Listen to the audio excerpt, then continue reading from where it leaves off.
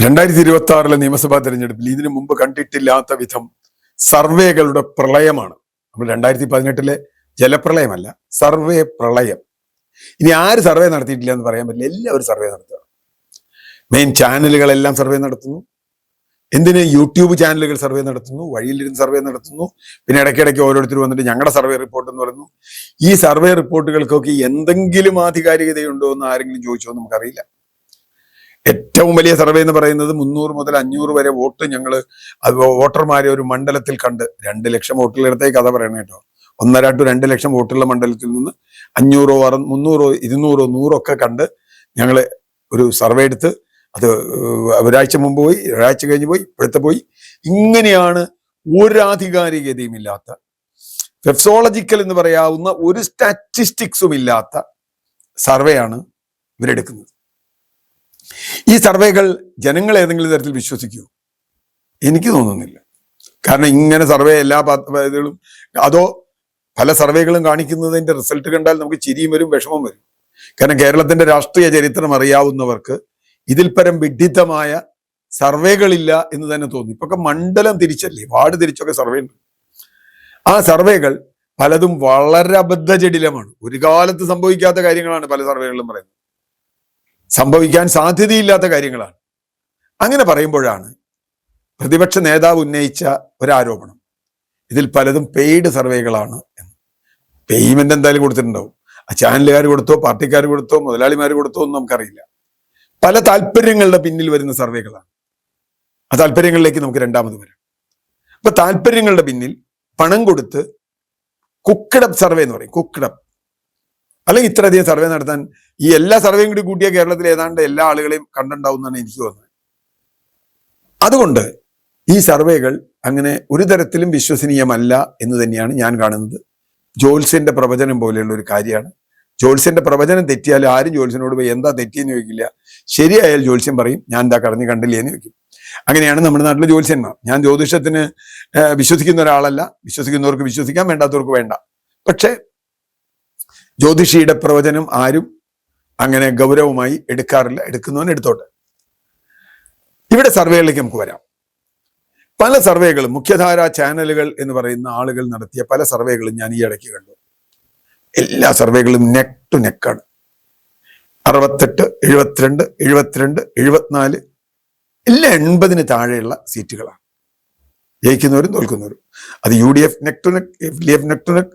അതിങ്ങനെ ഓരോ ദിവസവും ഏതാണ്ട് ക്രിക്കറ്റിന്റെ സ്കോർ ബോർഡ് പോണ പോലെ അവസാന ഓവറിൽ 12 റൺസ് വേണം, ആരടിക്കും, എങ്ങനെ, അത്തരത്തിലുള്ള ഉദ്വേഗജനകമായ ഒരു എന്താ പറയാ ത്രില്ലർ ലെവലിൽ സർവേ കൊണ്ടുപോവാണ്. ഈ സർവേകളുടെ ഒരു സർവേയിലും ഞാൻ വിശ്വസിക്കുന്നില്ല എന്നത് ഒരു കാര്യം. അത് പറയുമ്പോഴും ഒരു കാര്യം ഈ സർവേയിൽ നിന്ന് പൊതുവായി നമുക്ക് കാണാൻ കഴിയും. അത് നമ്മൾ റീഡ് ചെയ്യണം.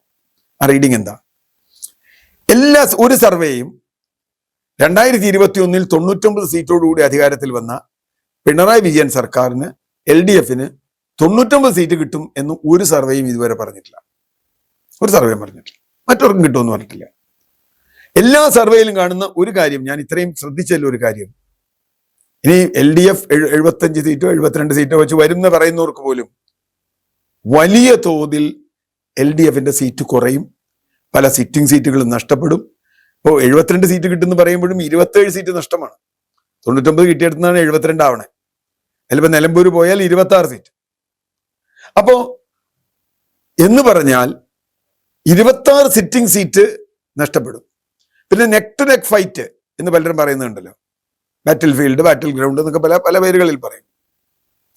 Neck to neck fight, tight fight എന്ന് പറയുന്നത് എല്ലാം ഓൾമോസ്റ്റ് അതിൽ ഒരു സീറ്റ് ഒറ്റേ ഉള്ളൂ ഞാൻ കണ്ടുള്ളൂ.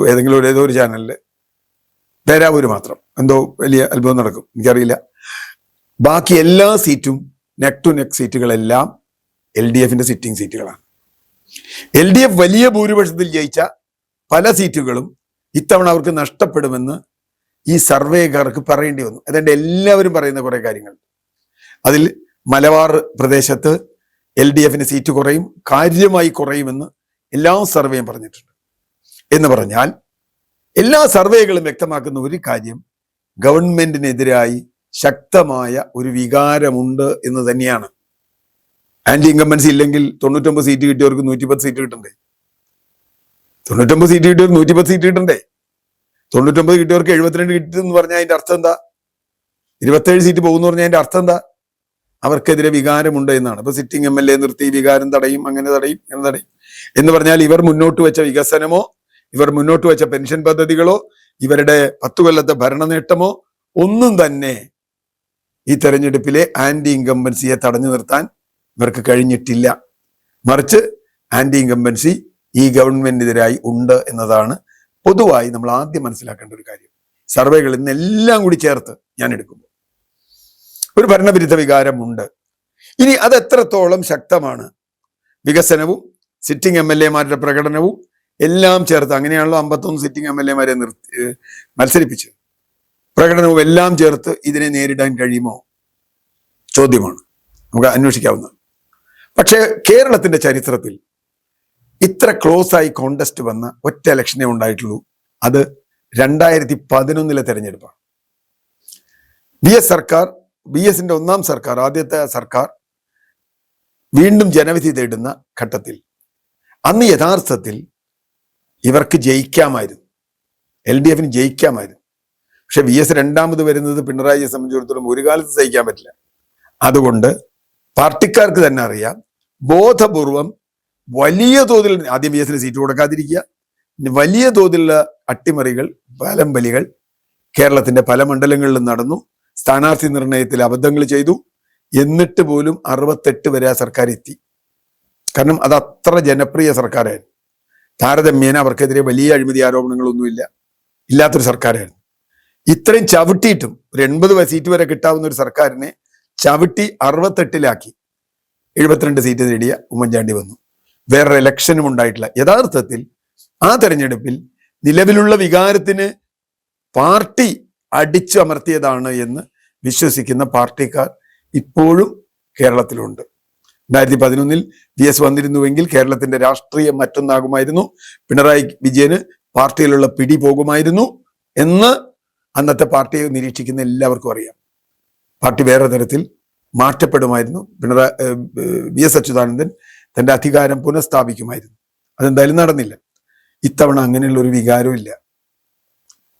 ഇത്തവണയുള്ള വികാരം ഗവൺമെന്റ് വിരുദ്ധ വികാരം മാത്രമാണ്. ബാക്കി ഇവർ കൊണ്ടുവന്ന ശബരിമല, ഇവർ കൊണ്ടുവന്ന ഒരു വിഷയവും വലിയ തോതിൽ ഏറ്റില്ല, വികസനവും പെൻഷനൊന്നും.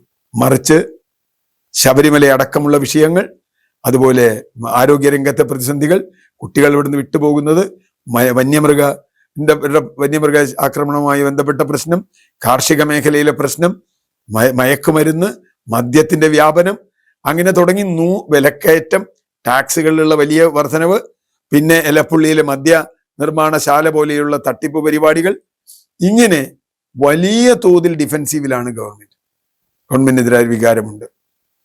UDF താരതമ്യേന മെച്ചപ്പെട്ട രീതിയിൽ സംഘടിതമായി, അവർക്ക് ചില സ്ഥാനാർത്ഥി നിർണയത്തിലൊക്കെ പ്രശ്നം പറ്റിയിട്ടില്ല എന്ന് ഞാൻ പറയുന്നില്ല, പക്ഷേ താരതമ്യേന മെച്ചപ്പെട്ട രീതിയിൽ അവർ സ്ഥാനാർത്ഥി നിശ്ചയിക്കുകയും അവർ തെരഞ്ഞെടുപ്പിൽ നിൽക്കുകയും ചെയ്തു. അവർ ചില ബദൽ പരിപാടികൾ അവതരിപ്പിക്കുന്നുണ്ട്.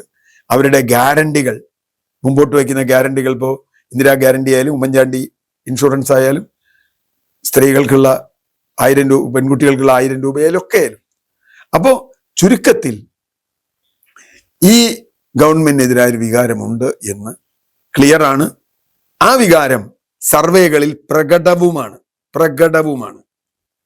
അതുകൊണ്ട് ഈ വികാരം അങ്ങനെ ഇവരീ പറയുന്ന പോലെ 2 സീറ്റ് 4 സീറ്റിലൊന്നും നിൽക്കൂല. കേരളത്തിൽ അങ്ങനെ ഒരു ചരിത്രവും ഇല്ല. 80 സീറ്റിന് മേൽ ജയിക്കുന്ന പാർട്ടിക്ക് കിട്ടും. അതൊരിക്കലും LDF-നാവാനുള്ള സാധ്യത വളരെ വളരെ കുറവാണ്. എങ്ങനെയൊക്കെ BJP അഡ്ജസ്റ്റ്മെന്റ് ചെയ്താലും, എന്തൊക്കെ ഇസ്ലാമോഫോബിയ പറഞ്ഞാലും 80 സീറ്റ് കിട്ടാൻ സാധ്യതയുള്ളത് UDF-ന് തന്നെയാണ്. 80+, ചിലപ്പോൾ അതിലും കൂടാം. കാരണം കാറ്റ് അങ്ങോട്ട് തന്നെയാണ്. ആന്റി ഇൻകംബൻസി ചില മണ്ഡലങ്ങളിൽ മാത്രമായി നിൽക്കില്ല. അത് മിക്കവാറും മണ്ഡലങ്ങളിൽ, വളരെ ശക്തമായ ഉള്ള മണ്ഡലങ്ങളിൽ അത് ചിലപ്പോൾ തോൽവിക്ക് കാരണമാവില്ല. പാർട്ടികൾ പയ്യന്നൂർ പോലെയോ അല്ലെങ്കിൽ തളിപ്പറമ്പ് പോലെയോ, തളിപ്പറമ്പ് എനിക്കറിയില്ല എപ്പോഴത്തെ എന്തായിരുന്നു, അല്ലെങ്കിൽ മട്ടന്നൂർ പോലെ, ധർമ്മടം പോലെ, കല്യാശ്ശേരി പോലെയുള്ള മണ്ഡലങ്ങളിൽ അത് പ്രകടമാവില്ല, നേരിട്ട് പ്രകടമാവില്ല, പക്ഷെ ഭൂരിപക്ഷത്തിൽ കുറവുണ്ടാവും.